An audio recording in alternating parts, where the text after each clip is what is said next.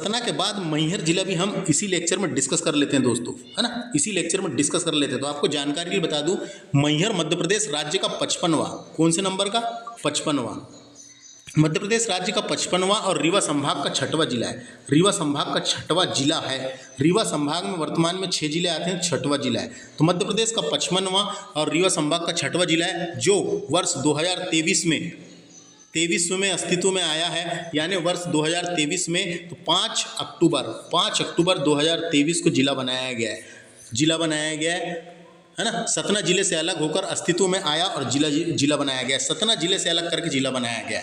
इसका क्षेत्रफल कितना है, तो मैहर जिले का क्षेत्रफल है 2722.79 वर्ग किलोमीटर स्क्वायर, 2722.79 किलोमीटर स्क्वायर है दोस्तों, वर्ग किलोमीटर।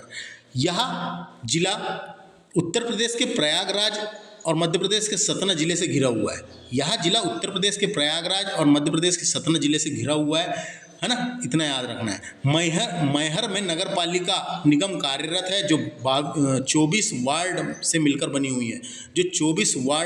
बनी हुई है। मैहर जिला सतना लोकसभा सीट के अंतर्गत आता है दोस्तों, इसमें 2 विधानसभा सीटें भी हैं, एक मैहर और एक अमरपाटन, 2 विधानसभा सीटें भी हैं इसकी। तो अब हम देखते हैं यहाँ से काम की जानकारी जो परीक्षा के हिसाब से है। तो मैहर को संगीत नगरी के रूप में भी जाना जाता है। अब डायरेक्ट क्वेश्चन आएगा। पहले क्वेश्चन आता था मध्य प्रदेश की संगीत नगरी अपन सतना लगाए देते थे, नहीं, अब ये खुद जिला बन गया, मैहर ही लगाना है। इसकी अधिसूचना जिला कब बना पूछेगा, तो 5 अक्टूबर 2023 को मध्य प्रदेश का 55वां जिला बना है दोस्तों। मध्य प्रदेश का 55वां जिला बना है, क्रम याद रखना है ना। अगला ऐतिहासिक देखेंगे, सती माता का हार त्रिकूट पर्वत पर गिर जाने के कारण इसका नाम मैहर पड़ा। मैहर कैसे पड़ा, माई का हार के नाम से बना, माई का हार, और माई का हार के नाम से ही निकला है मैहर। माई के हार के नाम से ही निकला है मैहर। तो पौराणिक कथाओं में आपने सुना होगा और पढ़ा भी होगा, जब भगवान शिव मृत माँ देवी का शरीर यानी लेकर जा रहे थे, माता सती के शरीर को ले जा रहे थे, तो उनका हार गिरा दोस्तों। उनके शरीर के टुकड़े कर दिए गए थे भगवान विष्णु के द्वारा। तो उनके शरीर का जो हार गिरा दोस्तों, इस स्थान पर गिरा। जो हार है, उनका हार, जो गले में हार पहनते वाला हार, इस स्थान पर गिरा, इसलिए इसका नाम मैहर पड़ा। इसलिए इसका नाम माई का हार इस जगह पर गिरा था, उसी से इसका नाम मैहर पड़ा है। और यहाँ पे एक शारदा माता का शक्तिपीठ स्थापित हो गया है। ये हुआ था दोस्तों, समझ में आया। तो इस कारण ये नाम पड़ा, आपको समझ में आ गया होगा, माई का हार। अगला, तो यहाँ पे क्या है, शारदा माता का प्रसिद्ध मंदिर है त्रिकूट पर्वत पर। अगला है, प्रसिद्ध सरोद वादक उस्ताद अलाउद्दीन खां की कर्मस्थली रही है। सरोद वादक उस्ताद अलाउद्दीन खां का जन्म हुआ था दोस्तों बंगाल में। वर्तमान में वो वहाँ चले गए, बांग्लादेश में, बंगाल में हुआ था, है ना। तो इनकी कर्म स्थली थे दोस्तों यही मैहर। इधर ही इन्होंने कर्म किए और अपना जीवन व्यापन किए। तो एक बहुप्रसिद्ध सरोद वादक थे, साथ ही अन्य वाद्य यंत्रों को बजाने में भी पारंगत थे दोस्तों ये। तो कभी क्वेश्चन आता है, उस्ताद अलाउद्दीन खां का संबंध किससे है, तो मैहर से है। किस जगह से है और क्या बजाते थे, तो प्रसिद्ध सरोद वादक थे, याद रखना है, प्रसिद्ध सरोद वादक।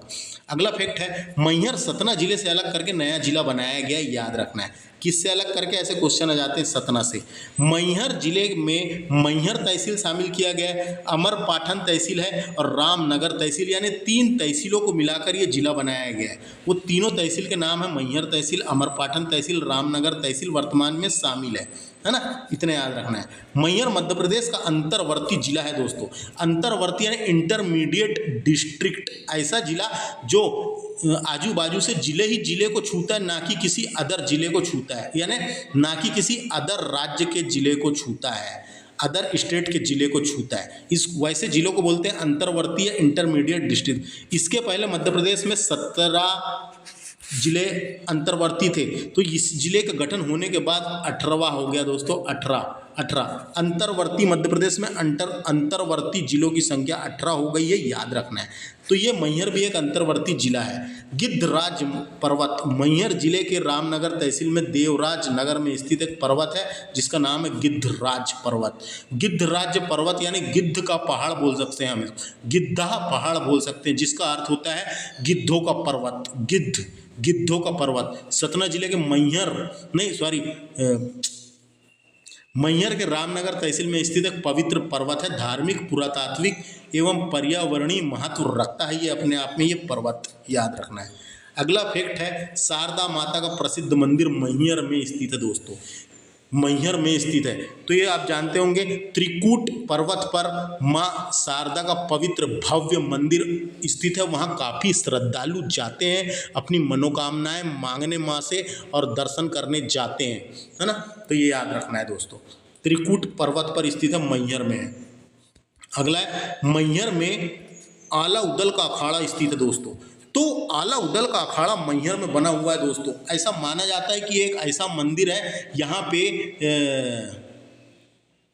ये शक्तिपीठ जो था इसको आला उदल ने खोजा था, ऐसा बोलते हैं दोस्तों। ऐसा लिखा है कि आला उदल ने खोजा था माँ का मंदिर, माँ शारदा का शक्तिपीठ जो मैहर में है वो यहाँ पे इन्होंने खोजा था और आदि शंकराचार्य ने इसकी पूजा शुरू की थी, ऐसा माना जाता है। आदि शंकराचार्य ने इसकी पूजा शुरू की थी।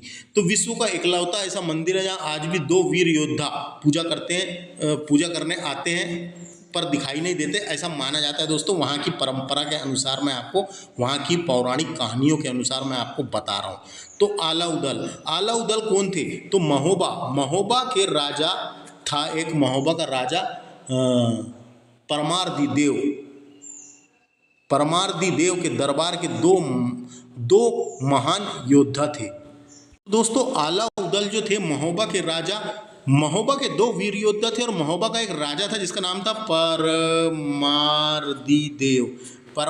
देव के यहाँ 2 वीर योद्धा थे दोस्तों, है ना। और आलाखंड, इन्हीं की वीरता के ऊपर एक खंड लिखा गया जिसका नाम है आलाखंड, जिसकी रचना जगनिक ने की थी दोस्तों। जगनिक इनके दरबारी कवि थे। जगनिक जो थे वो परमार्दी देव के दरबारी कवि थे और उन्होंने इनकी वीरता के ऊपर आलाखंड की रचना करिए, इतना याद रखना है, आलाखंड की रचना करिए। तो इतना समझ में आ गया। आला उदल का अखाड़ा कहाँ स्थित है? मैहर में। काम की जानकारी मैंने आपको दे दिया जो ही परीक्षा के हिसाब से थी।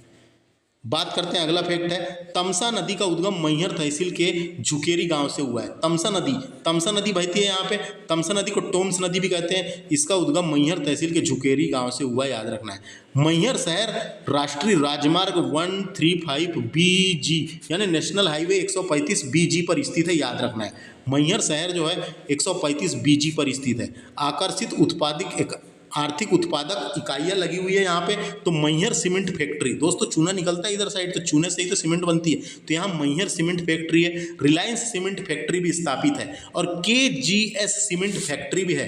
KGS का फुल फॉर्म तो मेरे को नहीं पता है, लेकिन KGS ग्रुप है, एक KGS ग्रुप है उसका, वो कमलजीत सिंह अहलूवालिया की कंपनी है। ये कमलजीत सिंह अहलूवालिया की कंपनी है, जो चेयरमैन है ना।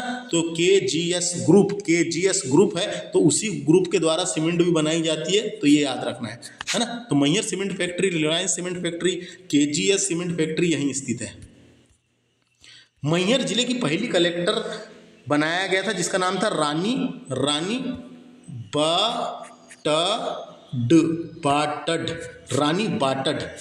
बाटड को बनाया गया था, याद रखना है ये।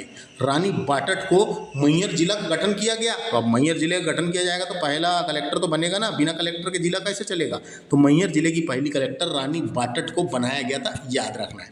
इस तरीके से हमने दोस्तों पूरे रीवा संभाग के अंतर्गत आने वाले सारे जिले मैंने डिस्कस कर डाला हूँ।